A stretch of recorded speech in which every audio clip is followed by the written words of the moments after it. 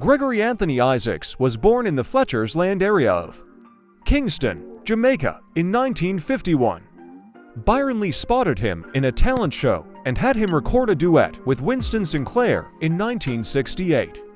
The song, called Another Heartbreak, went nowhere. Isaacs then joined the Concords, a vocal trio, known as the Cool Ruler for his remarkably smooth and passionate voice.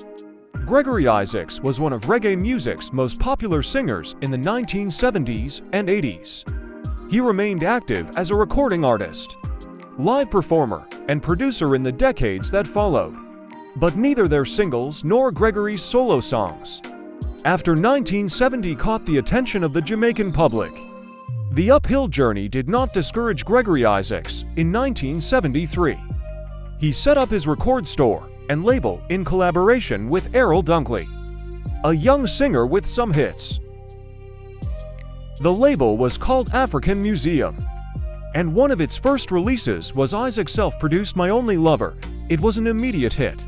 Between 1973 and 1976, Gregory Isaacs released more material than most artists do in a lifetime. As his songwriting skills matured, Isaacs shifted focus to address social injustice and grew dreadlocks as a sign of his commitment to the Rastafari faith. At Lee Perry's Black Ark studio, he cut the hymn Like Mr. Cop and the hypercritical Black Against Black, which decried ghetto violence. The Cool Ruler nickname perfectly captured the singer's musical vibes, nonchalant and laid back, yet definitely in charge. Isaacs was great at interpreting the serenading lover through lover's rock, a genre that he virtually invented. But he also became an exceptional roots singer. With the conscious themes of roots reggae, he did not stop there, though. As reggae DJs started showing up in the late 1970s, Gregory Isaacs hooked up with Trinity and other cutting-edge toasters for more hits. In 1977, the record Mr. Isaacs was released on Dennis Brown's Deb label. Gregory received a significant career boost in 1978, when he signed with the frontline label Virgin Records for the album Cool Ruler, and made an appearance in the Rockers feature film.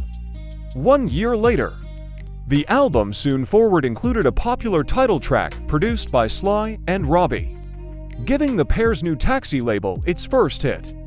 Isaac signed with Island Records after his phenomenal success at the first Reggae Sunsplash.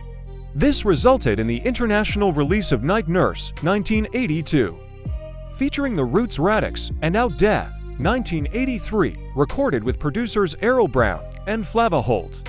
Gregory Isaacs spent some time in a Jamaican jail following a drug arrest in between these albums.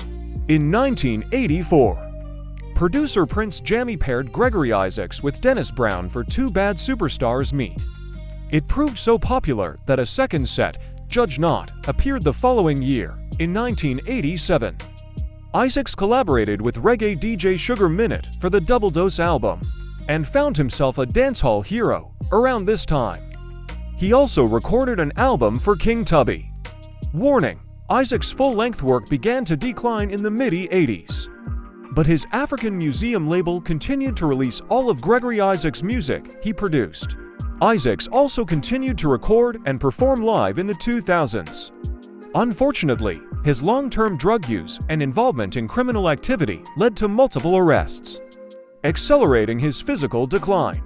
In 1992, Roger Steffens wrote, "Gregory Isaacs, the Cool Ruler, is the bad boy of reggae music, busted 49 times by his own count, constantly battling with drugs, object of countless rumors."